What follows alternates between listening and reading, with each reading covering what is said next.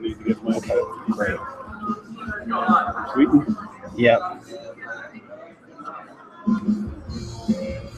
Yeah, I put the hashtag on most of the slides, so people can tweet out. Good. Who runs the at Steelcase Twitter account? At Steelcase EDU Twitter account. You know? Hey guys, we're gonna get started soon here. We're doing a Google Hangout to record the.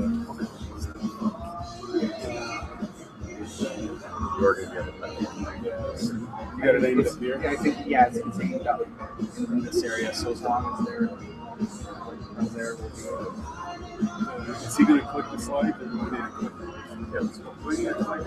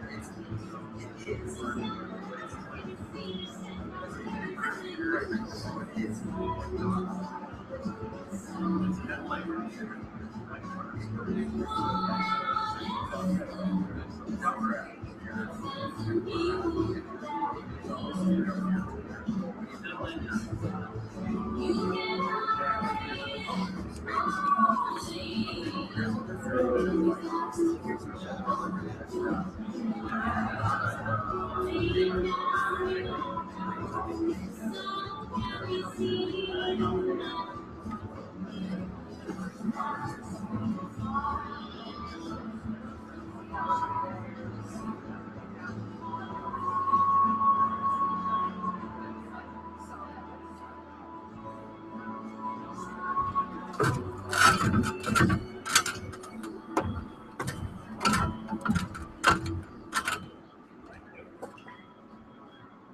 welcome to the third annual Michigan Flip Conference, and thanks for coming out today, because who knew if it was going to be any decent weather today compared to yesterday. And I know my wife said she met some people from Ithaca already, and thanks for making that all in.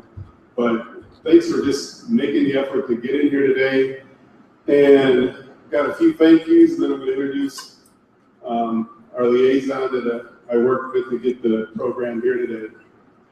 First of all, I'd like to thank Steelcase Education for hosting us this morning. And they put a lot of time and effort and money into making this happen today. And I'd like to really thank them.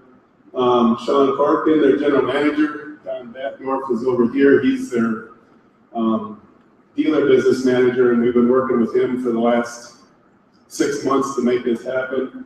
And then Brad Werner and Greg Brooks, their Steelcase Education consultants, are here today also.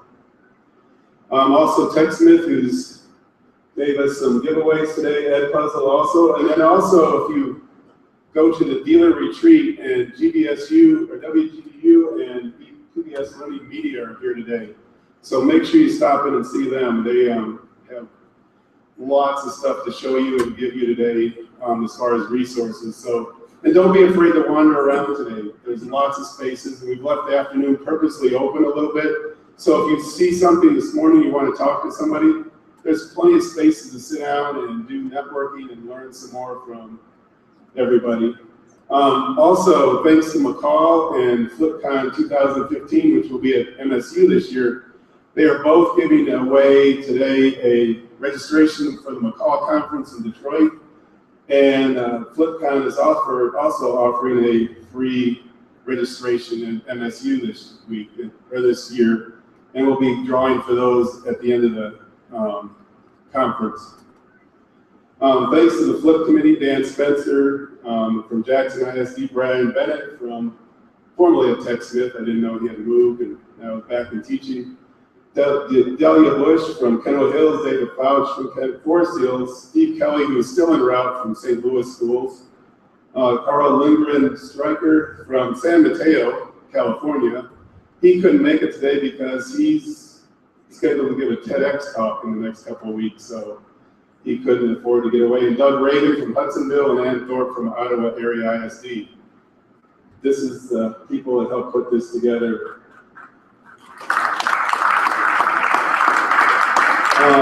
Today our keynote is Mr. Dave Tebo from Hamilton Schools, and a former colleague of his will introduce him later today.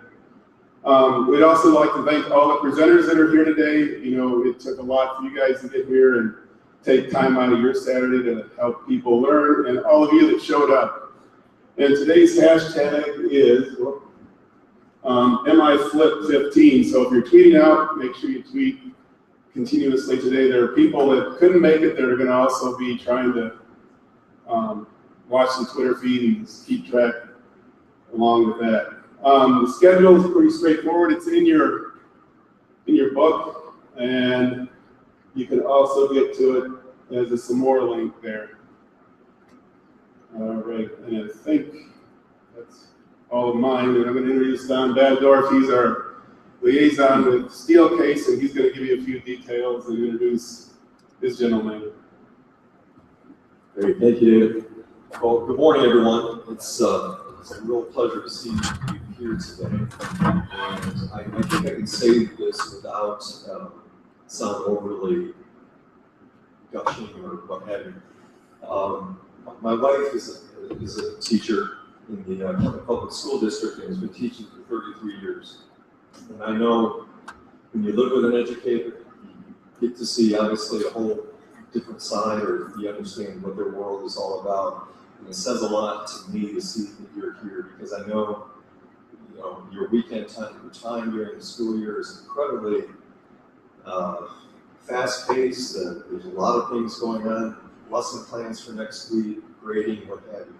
And the fact that you're here, taking the time to invest in moving forward with education, trying to make it better for students, being the thought leaders for tomorrow, it says a lot to me about the group that's here today. So thank you and welcome. And I'm looking forward to a great day. I think we have really outstanding content that I think at the lunchtime, if I remember right, Dave, we're going to kind of, we'll convene in the cafe, have lunch, and then we'll have some conversation about some of the sessions. And if there's some things that you're not able to do in the morning because of maybe a session that you're going to be attending that is more specific to your discipline or what you're interested in, we're going to probably try to offer some other things in the afternoon as well.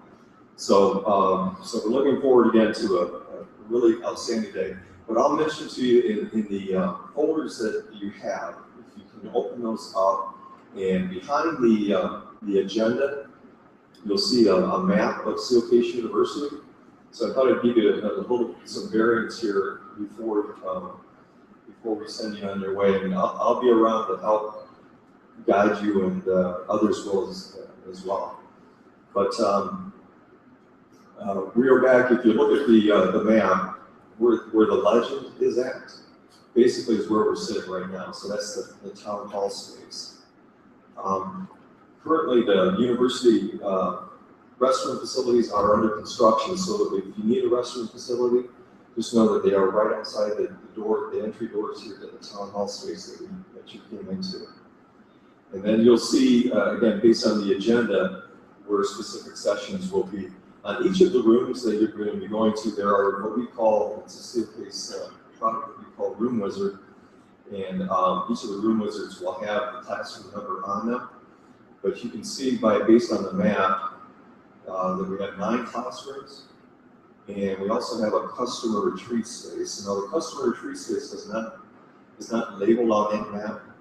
So we'll help you. It's close to the entry ramp where you came up and registered. So if you're interested in the WGBU session or attending that, if you can make it towards the front reception station, we'll get you directly to the customer retreat.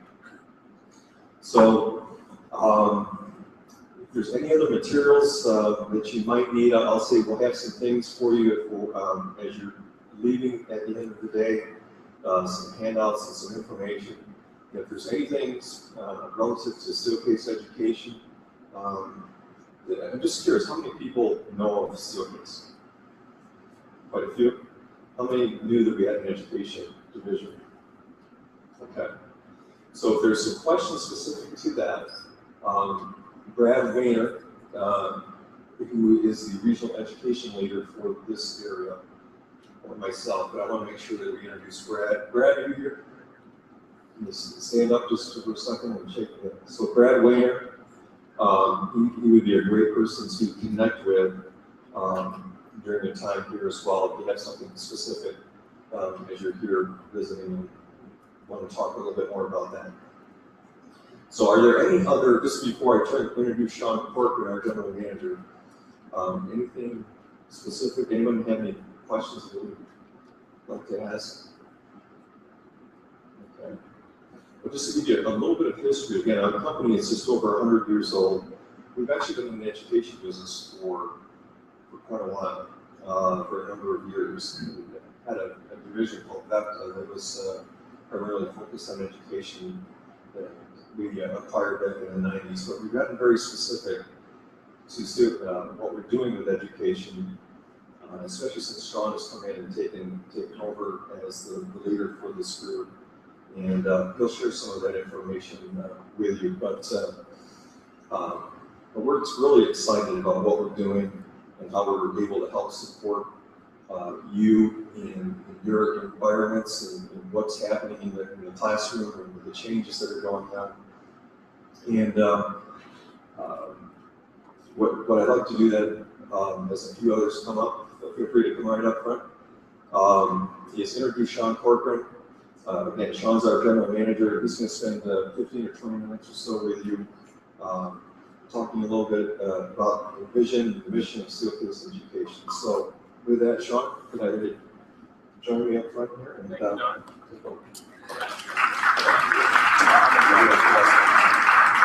Can everybody hear me okay? Right, okay. I think I'll stand down here. It's not too big a group, and we'll be on the same page. Well, first of all, thanks so much for coming. You know, the weather was very good in the last 48 hours, and you taking time out of your precious time on the weekend. We really appreciate that. I can tell already from the conversations that I've had just in the last hour, there's a lot of passion for change, a lot of passion for the students in this room. So again, thanks so much for coming. I'd like to start by finding out who's in the room here. So how many teachers are in the room? Right, I think most of you. How many of you are elementary school teachers? Okay, probably at least half. In middle school? Okay, in high school? Okay. Great. Well, so I'm going to talk a little bit about Steelcase Education, who we are and what we do. I'm going to talk a little bit about what we're learning, because we're a global company. We're learning about education, both K-12 and higher ed around the world. I travel quite a bit, talk to a lot of educators. And then I'm going to show you some solutions that we've come up with over the last 7 years. And you know, it's not about the product. This is not an ad for the product. It's really the story behind the product and what the product is trying to accomplish and trying to help you do in your daily endeavors. So this works, yeah. So who is Steelcase? Steelcase Education. Steelcase is 102 years old. As Don said, we've been in education a long time, 80 years. But I'll be honest with you, most of that time, until about 7 years ago, we sold office furniture to faculty offices and administrative spaces on campuses, mostly in college campuses. So we really weren't in the education business per se. About 7 years ago, we pulled a team together to start to really look into education and start to do research. And we learned a lot. We didn't know a lot, we learned a lot. And I think a key thing I want to mention is everything we do at Steelcase is based on our research. The research drives insights, those insights drive solutions, and then we actually come back and test the results of those solutions and then feed that back into the front end of the process.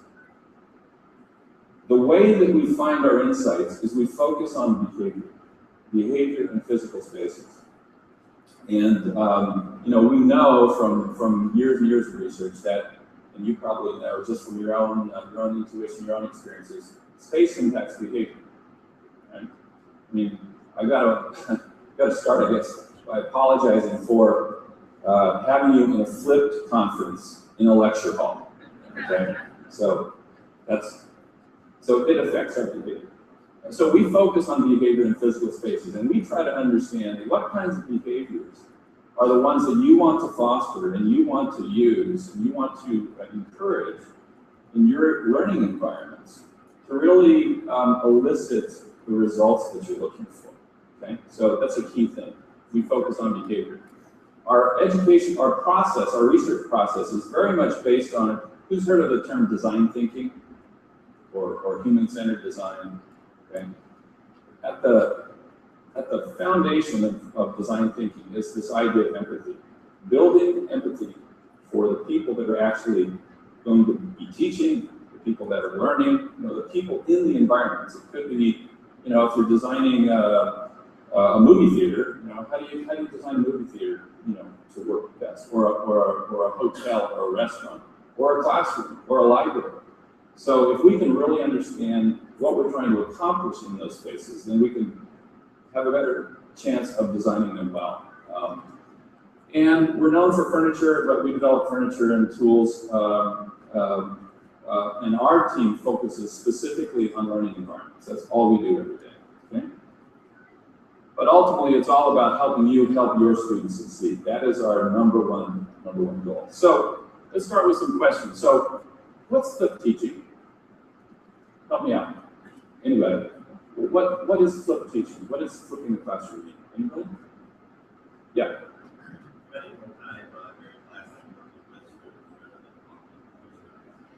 Okay, so working with students, not just lecturing them at them in the classroom. What else? Another example. Becoming a teacher instead of a presenter. Okay. What else? First of all, how many are flipping? Oh, okay. So how many are here to learn just more about how you might want to do it? Okay, absolutely. Okay. Who else? What else? How how would you describe flipping? Yeah. Learning from your students.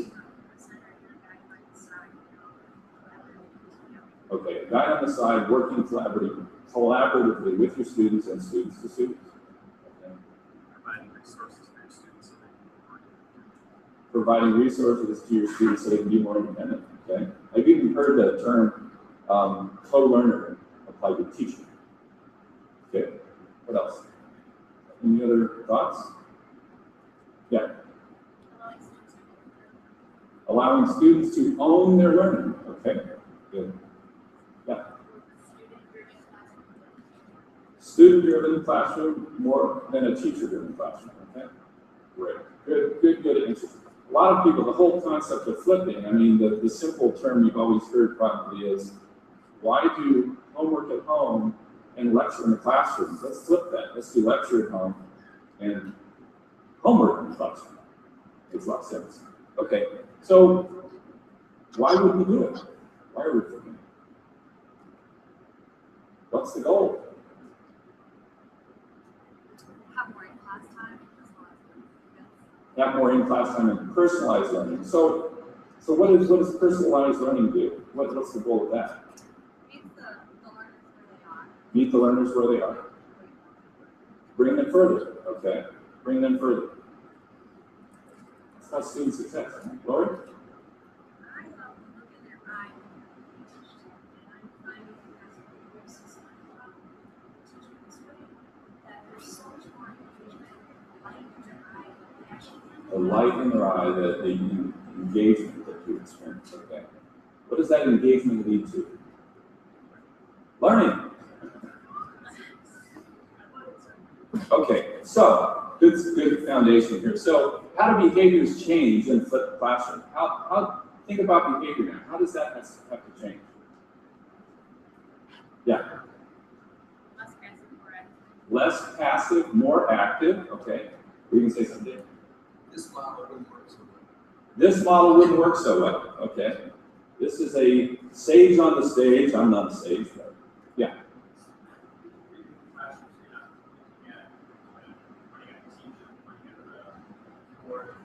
Okay, so reconfiguring the classroom so that you're pointing at the right things and pods. Okay, and this you're all looking at the back of somebody's head, right? You're really getting to know them, right? Somebody else is going to say something. Okay. But just So that your environment have to be flexible. your environment. Depending on what it is that you want to focus on in the classroom. Okay. You want your furniture and your environment to be flexible according to what you're doing. Okay, so you want flexible environments, furniture in the space, so that it can do what you want to at any particular time, right? Okay. All right. So, how well do your classrooms support the flip today? How many of your classrooms look sort of like this, at least to start? Okay. How do they look today? How well do they support flipping today? Do you have what you need? No. What's wrong with it? Static. Large, heavy, static tables. Large, heavy, static tables. So you can't move them, you can't reconfigure them very easily. Probably kind of noisy if you do, maybe. Yeah? Yeah. Learning doesn't always have to happen in straight rows. Learning doesn't always have to happen in straight rows, okay? Anytime you can create an environment where there's more collaboration, more working together, that's everything. Okay, so encourage more collaboration, change the configuration style. Okay. So I'm going to show you some pictures of classrooms that we've taken as we travel around and do our research, okay? So I'm just curious to know if any of your classrooms look like any of these. And all of these pictures were taken within the last 5 years, okay? These are current classrooms out in the world, okay? Look like that. Some nods, okay? Oh, by the way, that was a chalkboard on the wall. Okay, another one. Okay. Another one. Okay, look like that maybe. Maybe you've got tables. Okay. I love this one. Somebody called it a dog's breakfast of furniture. Amazing. Now, all of these pictures are old classrooms in old buildings with old furniture. Okay, now I'm going to show you new classrooms in new buildings with new furniture. Okay. Got a projector, you see them. Got an interactive whiteboard. Okay, and that furniture is actually new. It's brand new. They bought it for this brand new. Okay. What's going on here? What's the difference in all these pictures? What do you see that's different in these pictures? Would you say, Laura? The clothing. Okay. What else? Anything else you see? Yep. Black and white. The last one could have been colored because 1900, 1950 today. Now it gets even better. Okay. We Googled medieval classroom, and this came up. Care to guess the date? What would you guess? Art teachers usually get the date, roughly. What? 1300s. What do you do? Who said that? He's not a ringer. I didn't do that. Okay. 1350. The model's been around for a long time. Okay, so, but flipping, we talked about behavior. Flipping drives new behaviors into the classroom. And you said most of these. Learner-centered behaviors. It's more learner-centered. Go up Bloom's taxonomy to get to the higher order cognitive stuff, applying, analyzing, evaluating, creating, not just remembering and understanding. Problem-based learning, somebody said that. Project-based learning, peer-to-peer learning. I think you said all of these. Teacher as guide on the side, I heard that. Real-time assessment, getting to the student at the time that you need to intervene. More engaged learning. Okay, so these are the behaviors that I'm hearing from you and we're seeing all around the world that we're trying to support in these new active classrooms. So we need new classrooms designed to support that flip. Okay, that's what we're focused on. We're focused on helping you with that part of the problem. So new flipped classroom designs can help us move from this guy sleeping, surprised he's sleeping in the front row, he's got a lot of nerve, to the guy on the side, the flexible classroom. Okay, that's what we're trying to help you with. So let me just show you a few solutions. You'll see these as you walk around. And again, it's really the story behind the product that I really want to share with you. Node, right? It's not a big, heavy thing. It just moves. You've got a place to put your backpack, even if you have a lot of students in the classroom. But this is what Node's about. If you want to go from upper left, if you want to lecture, lower left, go put them into projects and work in teams, upper left, or discuss, or present, share. You can do that and move between those modes in seconds. Okay? Places for backpacks. If you're going to move things around, behavior, you want to get the stuff off the floor, right? But book racks don't have enough room for that. It's hard to get into. A place for your tablet maybe to free up space on your work surface. You cut your bottle of water or your cup. I'm sorry, this is really washed out. This is a table-based solution. So sometimes in some classes, you might need more room than a tablet armchair. Same thing. You can reconfigure these spaces very simply, very easily. You'll see the verb. This is called verb as an action, as an active. So over in the lower right, you see the little personal whiteboard you can plug into the middle of the table in test mode. But it's highly reconfigurable, easy to move things around. The upper right picture, this just shows you how these little nuances and these little insights come out of our research. We noticed in our research, we go into classrooms, we watch teachers, and a lot of them would come out, in front of their desk and they'd sit down. They'd perch. You do that. Yeah. Why? Well, they wanted to get closer to the students, to engage the students. So we designed the lectern to swing around and move around so you could, bring your laptop or your content with you. It's a little thing, but it helps. It helps you. The shape of the table in the upper left, it's faceted, so each student kind of has their own space and it kind of points them into each other if they're going to be communicating dialogue.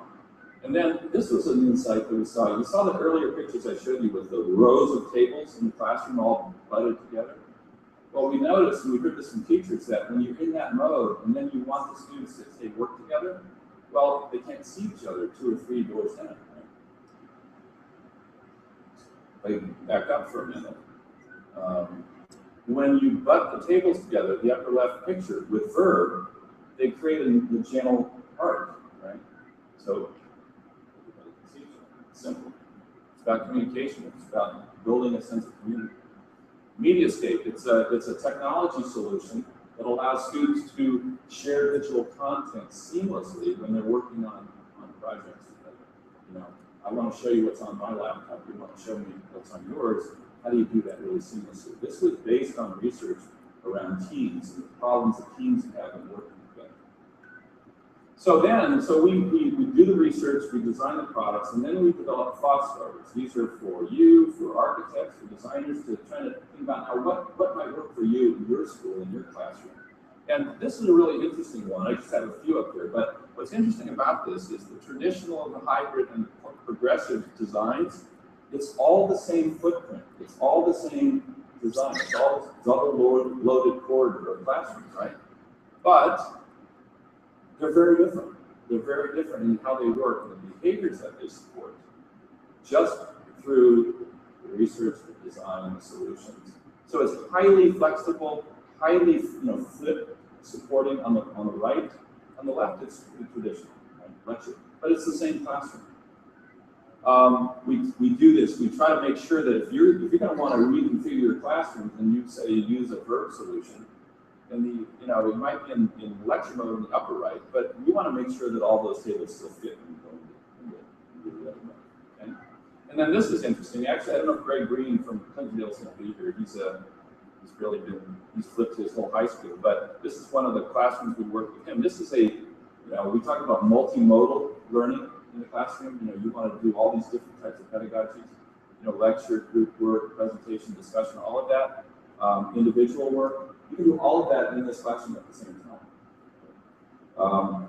And we've even done this for 100 students, very, very flexible. Okay. So let's look at some pictures. So what does this actually look like in the application? So this is a high school back east. It's a private high school. They love the colors. They wanted to make it an inspiring space in their chemistry classroom. What's interesting about this picture, it's a very large flat floor classroom, but if you look back by the windows, those are counter height tables, and so you kind of get a tiered classroom on a flat floor, and then there's a lot of flexibility in the type of solutions, whether you have a tablet armchair on the upper right, or the right there, or a table-based solution. So a lot of flexibility. They were going to do a lot of group work, problem-based learning. So students can sit anywhere and they can naturally go into teams just by segmenting them by color. This is pretty cool. And this is a very flexible maker space. I'm only showing you one picture, but they actually match the beanbags to the chairs, and they really wanted to have a palette of place, a palette of posture, a lot of flexibility, give the students choice of where they were going to work. You're going to be in this room today. This is our Mediascape Learn Lab. This is an X configuration with 3 screens, and you'll experience this, but you don't have to move the furniture in this and be able to do all these different modes. It's super fluid. You can go from lecture mode to teamwork mode to total classroom presentation mode, and every student in the classroom can share their content from their seat on all screens. You don't have as many of these probably, but we've been asked the question, and we're starting to do research around large active classrooms, so lecture hall type classrooms. How do you make a classroom at that scale flexible and support both lecture and group work? And this does this with the tables and the screens behind the tables. Another classroom where, in this case, the Mediascapes have 2 screens, so 2 students, where the student and the teacher can compare and contrast from 2 different laptops or other devices. So now you've seen some solutions. So then you say, well, how does it work? So we hired, about 4 years ago, I was telling Dave this, we hired Dr. Lane Scott-Weber. She's an interior designer, practicing interior design. She has a master's in interior design. She spent many, many years in education focused on trying to understand learning spaces. Then she went back to school and got a PhD in the environment behavior theory. So now she's trying to understand the connection between behavior and space, okay? And so she helped us develop a survey instrument to measure the effectiveness of the classrooms I just showed you on 12 measures of engagement, okay? And I'm just going to show you the net out slide here. On the left, you see the students reporting of the engagement in the old standard classroom, the dark blue, and the new, the light blue. So this is self-reported engagement aggregated on the 12 metrics. Significant. The students or the faculty on the right, we were asking them to assess their observation of their students' engagement. It was even higher than the student reported data. But these are significant numbers. And you have this SCUP article, Society of College and University Planners, in your handout, okay? And then we asked them some qualitative questions. This is just students. To what extent did the new classrooms improve your ability to be creative, increase your motivation to attend class, your engagement in class? These are significant numbers. So just to kind of summarize, these are our we have 21st century learners, but in most cases, still, we have 20th century at best learning practices, and even worse, we have 19th century statistics. So let's bring them all into the 21st century. Let's flip. Okay? Thanks for coming.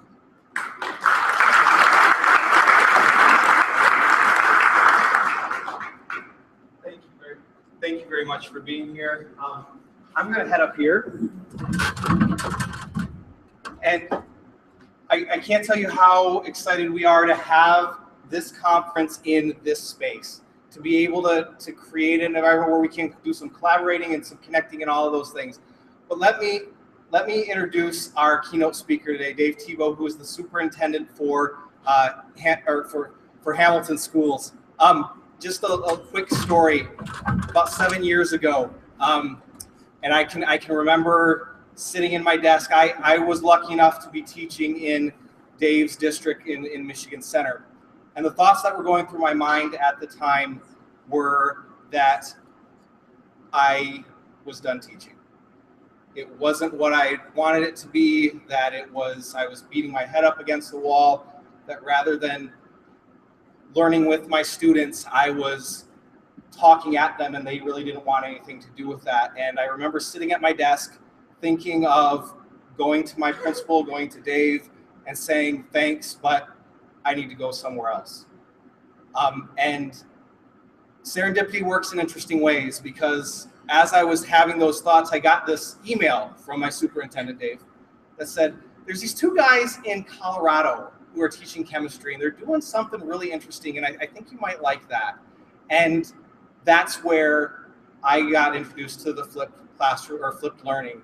And I think the important thing isn't that it was the flipped classroom.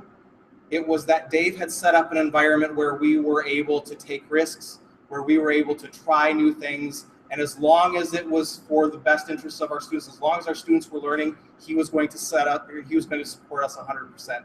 So Dave, thank you for being here, but thank you for much more than that. And I can't wait to let you learn with Dave. Thank you.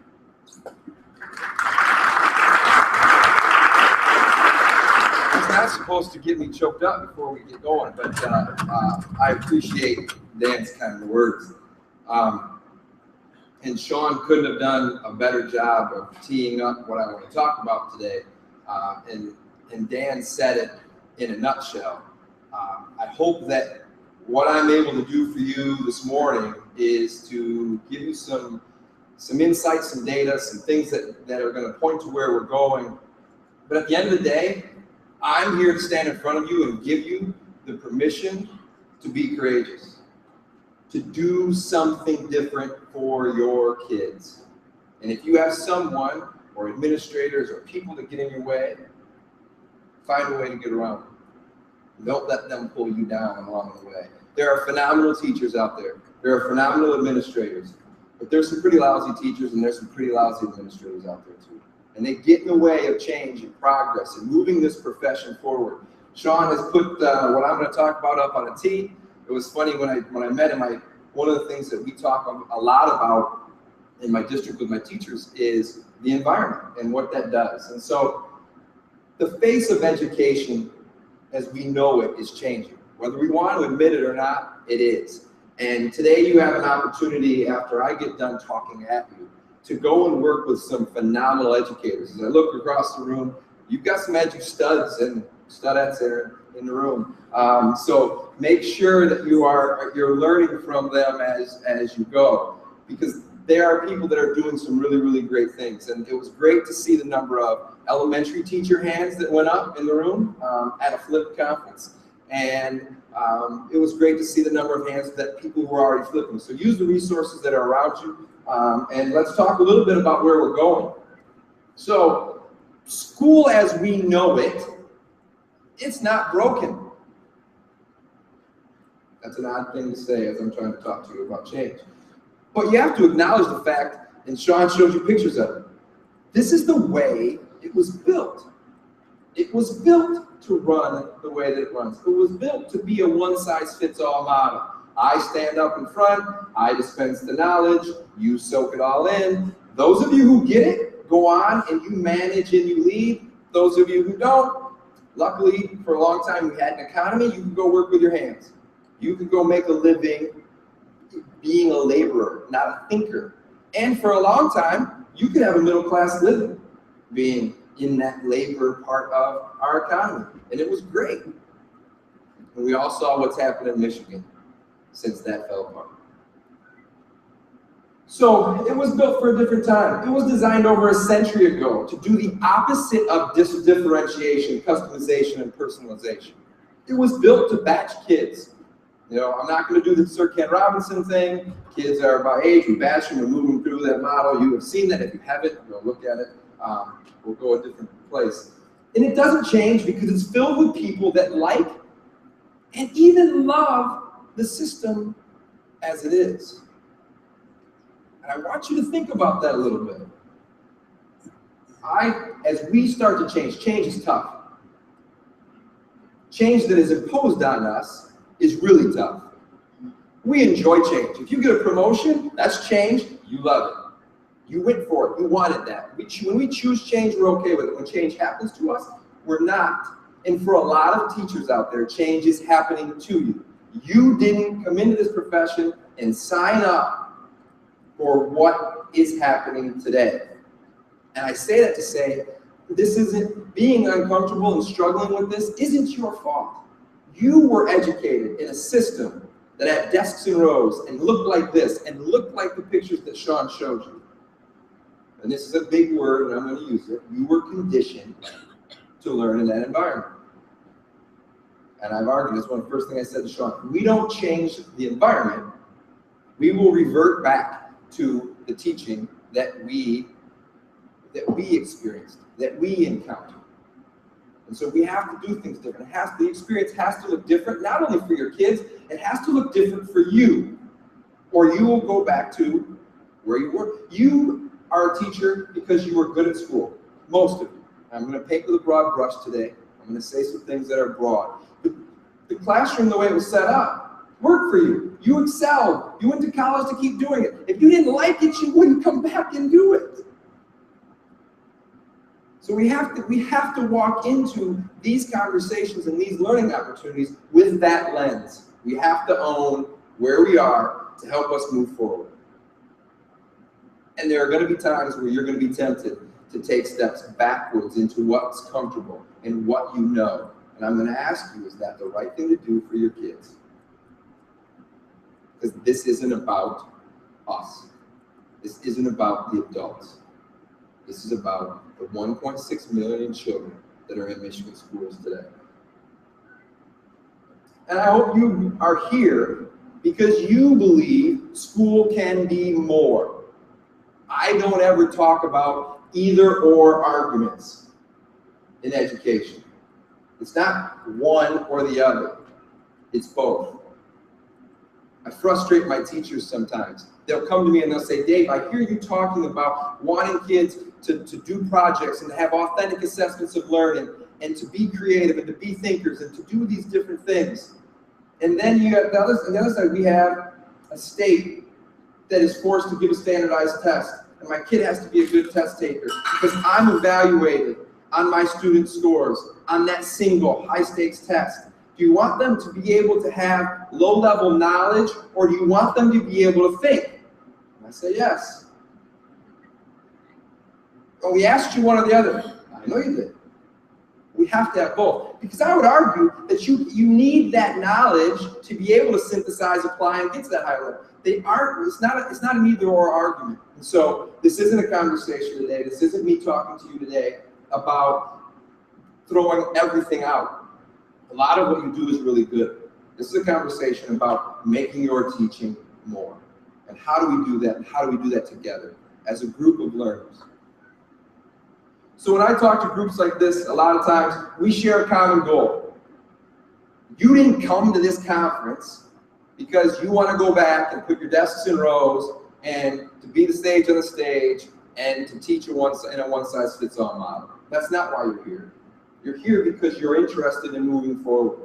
And so we want to change to a system that's student-centered and allows all kids to meet their potential. You're here because you know that no two kids are built the same. I have two beautiful children at home, and they are very, very different. Not only in their personality, but in how they learn. And they're raised by the same parents. They're raised by a lifelong educator who was raised by educators. And they still are very, very, very different as learners.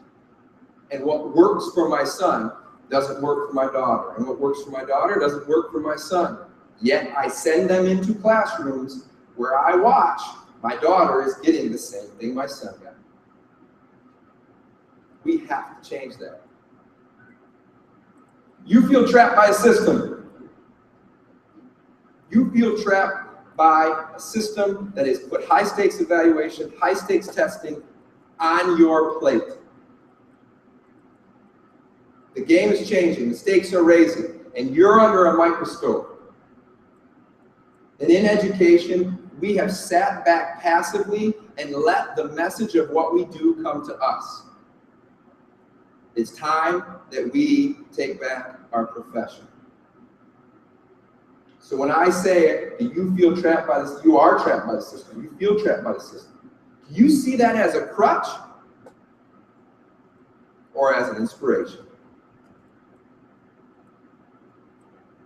I hear teachers tell me, I can't change. I don't want to change. I don't want to focus on student-centered environment because this model is working. And I say this because I said it before, I love Hamilton. I love the district that I'm a part of. When I walked in the door, I was about the craziest guy they'd seen for a number of them. Because we had above average ACT scores. We did well. We do traditional school at Hamilton very, very well. But until we meet the needs of every single kid in our district, I won't rest. And I will continue to push. And as I push, I will support my teachers as they learn. And if you have administrators who are pushing you or aren't pushing you, that aren't supporting you, shame on them. And at some point, it's time that we start calling them up. And if you have colleagues that you work next to that aren't getting the job done because they want to use the crutch, it's time to call them up too. We have a moral imperative to do better than we're doing today for our kids. I'm preaching to the choir, and we need to reach the masses. A lot of you are going to nod your heads. Some of you in this room are going to think I'm crazy. I'm cool with that. I sit up here and talk about this, and you can call me crazy. I'm good with it. I spend, I don't even know how many hours, researching, reading, watching, engaging, learning every day to be better at what I do, to know more about what it is that all of you do, so I can, at the end of the day, support you. But I can only do so much as a superintendent. I can only move this needle so far. I can set an environment in which you feel comfortable to take risks, but I can only impact the 138 teachers in my district in that way. Now, I push on my fellow superintendents and administrators that you work for to be open and to support teachers. There's no better compliment for me than what Dan just said about me as I walked up. Nothing. There's nothing you could say about me educationally that would make me any happier than what Dan said. That I created an environment where he felt comfortable to take risks and do what's right for kids. But you guys can do it better than I can. You talking to that teacher who was tentative and not wanting to change and helping them by painting a picture of what's possible can move more teachers than I can. It's my challenge to you as you walk out today. Take what you learn, take what you see, start to use it. But more than that, go back and work on the culture of your buildings and of your districts to make sure that we're moving to a student-centered model. The world's changing, when we're not going back. The question isn't what is normal, it's what is going to be the new normal. We're not going to go backwards. That's not happening. Our kids, our society, our economy won't let that happen. In Disrupting Class, the authors predicted that in 2008, they predicted that by 2019, 50% of high school courses would be online in some form or fashion. And today that looks pretty accurate. We're struggling with that conversation in hand. I don't have a lot of blended learning going on. I have some flipping going on. I have very little online learning going on. Because we're afraid that if we change our modality, our student results on a standardized test will suffer. I said it before, I have 2 kids, and they are way more than a number. The kids that you have are way more than a number. ACT to SAT, right, Michigan? I could care less. I could care less. Because we don't teach to a test. We teach kids to think, to solve problems. Then I don't care what test you put in front of them. Some will do well and some won't. And I know that's easy for me to say. But guess what, guys? My evaluation, just like yours, is based on studentship. And mine's based on 2,667 kids that I don't get a moment in front of as a classroom teacher. And I still will say to you the same thing. We know the students, based on their district, miss out on desirable learning opportunities. Dan mentioned, I started in Michigan Center, 1,300 kids, small district. I couldn't afford to run very many AP classes. I couldn't afford to offer more than one language. I couldn't afford to offer the diversity and offerings that other districts can. I came to Hamilton and I thought I hit the lotto. I have AP classes, I have 3 languages. It was amazing. For me as a dad, that was awesome. But as I reflected on that, and our system, it makes me sad. That based on the zip code or the area code or where you live defines what some of our kids can get. You have an opportunity to change that by creating classes that can be delivered online, that can be delivered in a blended fashion, that as you create those resources that aren't dependent on you, and we can find someone to facilitate and guide and ask questions to go along with that. We can flatten the educational landscape for our students if we, as a system, are open to it. So the future is now, and I'm going to give you some things, and I have to give credit. A lot of what I'm going to point out to you right now comes from a book called 21 Trends for the Future. written by Gary Marcus. If you haven't read the book, if you don't have the book, I encourage all of you to go out and get it. Now, read it in chunks, just so it'll scare the pants off you. But he paints a picture of what the reality of where we're going. 60% of the jobs right now require knowledge workers. I ask you, are we putting out 60% of our graduates that are able to work in a knowledge-based environment? I'd answer you no. How do we change that? Most children younger than 1 are minorities. I have a niece that will be born in April. She will be a minority. And that's a good thing. That's diversity. But that also means that as I look across this room and I look across the teachers in most of our buildings across the state of Michigan, there is not the ethnic diversity or racial diversity or economic diversity to be able to relate and walk in those students' shoes. So how do we address that? The ability to speak or interact in 2 or more languages is like a window to the world. How many languages do you offer in your school? Now I'm going to go a little Star Trek on you. I've said is, yes, it's important to learn to speak another language.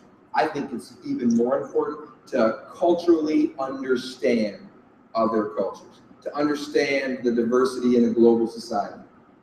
Because I think at some point, we'll be at that point. I know we already have the technology to do it. I'll just put a little hearing aid in my ear, and Ben will talk to me in Spanish, and I'll hear him in English. And he'll put the same thing in his ear, and I'll talk to him in English, and he'll hear me in Spanish. So the language piece, I think, will go away. Now, what that does cognitively for your brain when you learn another language, that's very, very important to developing your brain and your skill set for a student and move that forward. I tell my parents it's the one thing that I absolutely get upset with them about is that they didn't force me to pay attention and to learn Spanish. They let me cop out. And I get really, really that and playing piano, knowing now what I know, like those are the 2 things that when I talk to my parents, I'm ticked. Come on, how did you let me? No, I say that tongue in cheek. They didn't, I don't think they knew then what I know now. Those are the things I wish I had. Baby boomers are reaching retirement age at the rate of 10,000 a day for the next 15 years. Why an education conference does Tebo say what baby boomers are doing? Because businesses like Steelcase know that their workforce is retiring and they need students to come out that can do something significantly different than what we had before. We need more knowledge workers because those people in those knowledge jobs are retiring and they're retiring in a mass exodus. That baby boom is going to significantly, and teachers across our country are going to be at the point of retirement and we have to replace them. New teachers are going to come into the buildings you teach in. Are you going to help mentor them into a new model that is student-centered? Or are you going to help mentor them into more of the same? Sort and separate. Emerging technology will take us beyond what most of us would have imagined years ago. The technology that's going to come is going to continue to blow us away. I look at the stuff that Sean shared with the Verb and the whiteboards and all those things, and I absolutely love it. I eat that stuff up. But I'm here to tell you that in most of our careers, that whiteboard is going to be replaced with a piece of glass that will have a computer in it, and it'll all be touchscreen. Think about what that does for how you leverage what your kids are going to be able to do. In the future, and I wouldn't say somewhat near future, you're going to walk to your sink and you're going to touch your mirror, and as you put on your makeup or do your hair, your schedule for the day is going to pop up. CNN, MSNBC is going to stream in a window alongside it. That technology is here. Once they make it affordable, you won't stop it. We won't stop it. that has implications for education and what you do. Will computers replace teachers? Nope. Not really, really good ones. It'll replace the average ones. If you don't like tech changes, blame the comic book writers and the science fiction writers. Today's stories are tomorrow's reality. Dick Tracy used to talk into his watch. Not only can we talk into our watch, you can watch a Twitter feed, you can put an appointment on your calendar, you can send your boss an email. Are you ready for on-demand, constantly updated curriculum that's available 24/7? Because it's here, it's just not widespread. As it becomes more affordable to make that happen, we will either be in front of this or we will watch it happen to us. There are businesses out there, there are people out there that would love to privatize education. They're the ones that are kicking, excuse my language, crap out of you, publicly of us, in the paper. All right? So how do we change that? They would love to be able to, because there's a lot of money to be made in education. But I would argue that without you, we talked a minute about the flip model. What does it do? It frees you up to spend time side by side with your students. A computer can't do that. A computer can't ask the question about what they did last night and be able to have empathy for that and to help a kid who isn't ready to learn dust that off and make the best out of their day. You can.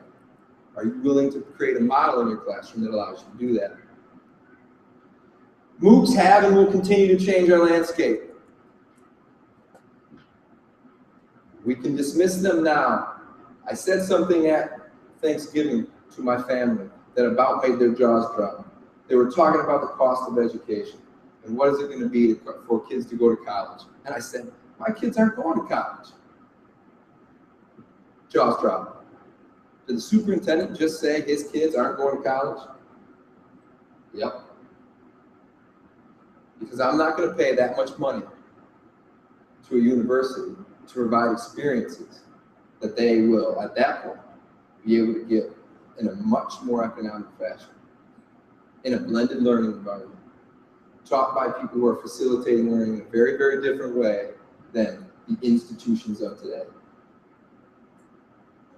I won't go into that in depth because you guys aren't a bunch of university professors and college deans, but they've got something to worry about in the very near future.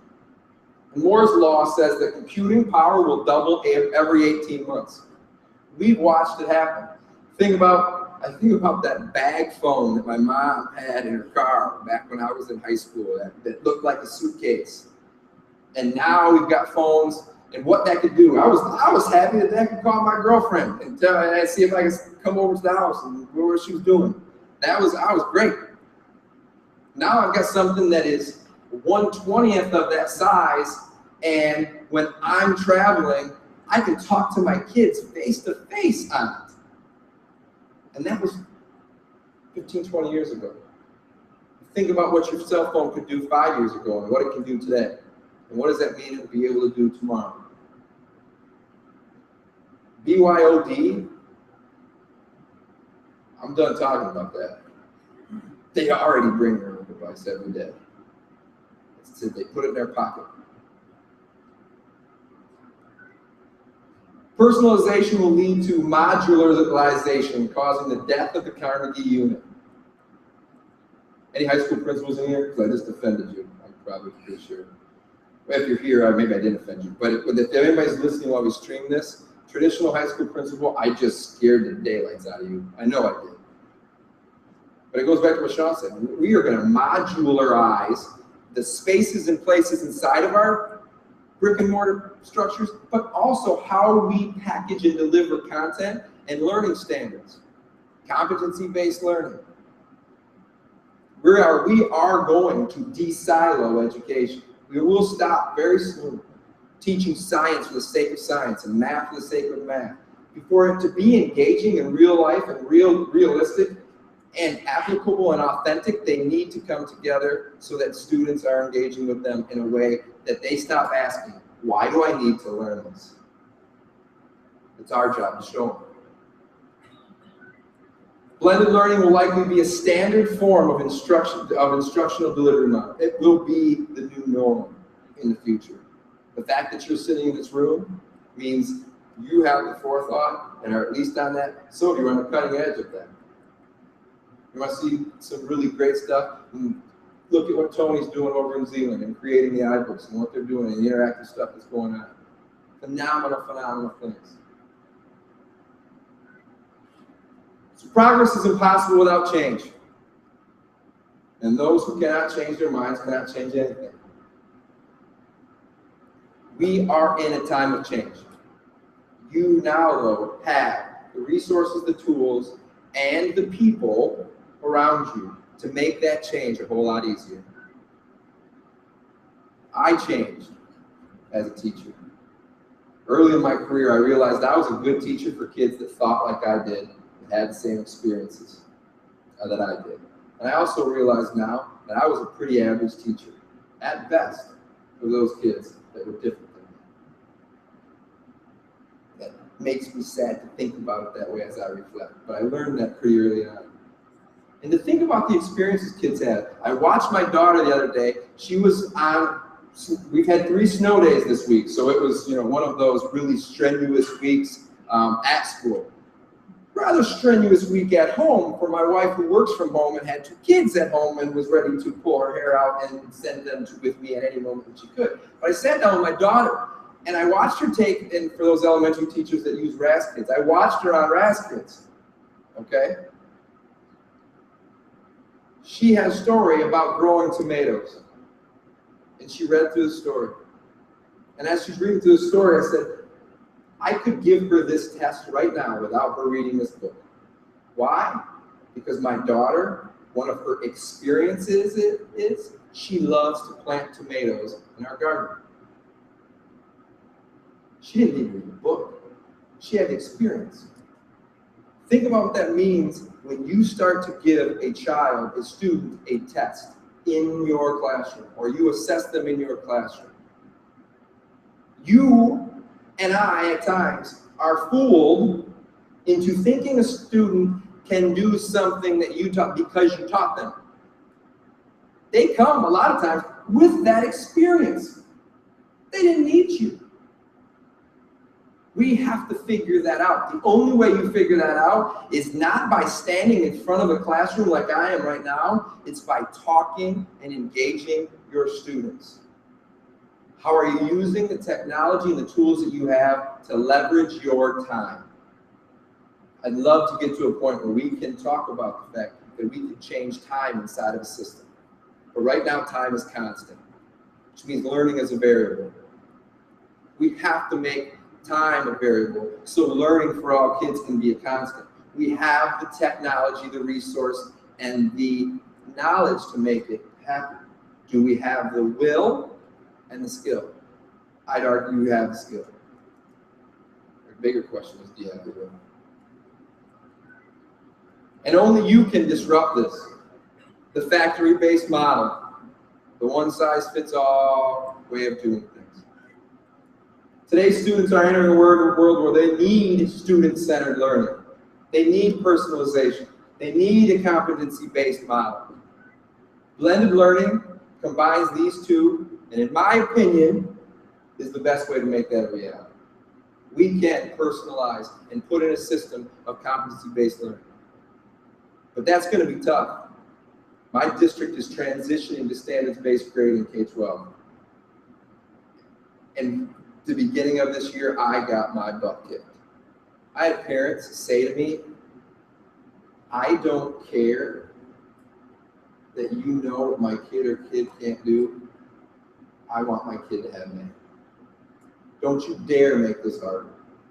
My kid needs an A. There will be pushback because your parents of your students and your children, a number of them, are part of a generation that worked really, really, really, really hard to earn a middle-class living or to get where they are. And they have said to themselves, and they've said to others, I will remove roadblocks so that my child doesn't have to struggle as much as I struggle.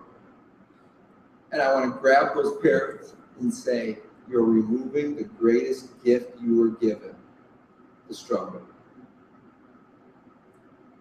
I don't want the time kids. I don't want test time takers. I don't want to give a kid a grade so a parent is appeased so that they don't have a child that's crying and unhappy at home. We got to raise the bar.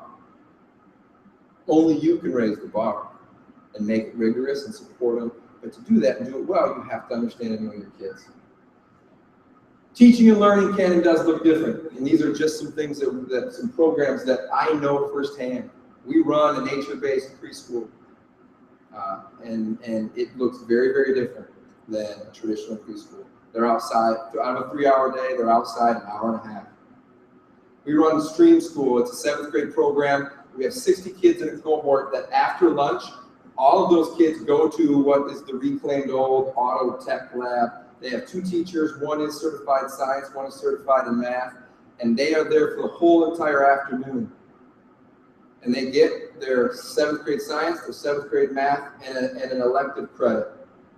And they're one group together. They spend part of their day inside in a classroom that's very open, very modular, able to move things. They have lots of technology. They leverage videos in small groups so that they create videos, they create mini lessons that kids can watch and go back. They can start and stop and pause. If they didn't understand it, they can go back and listen to it again.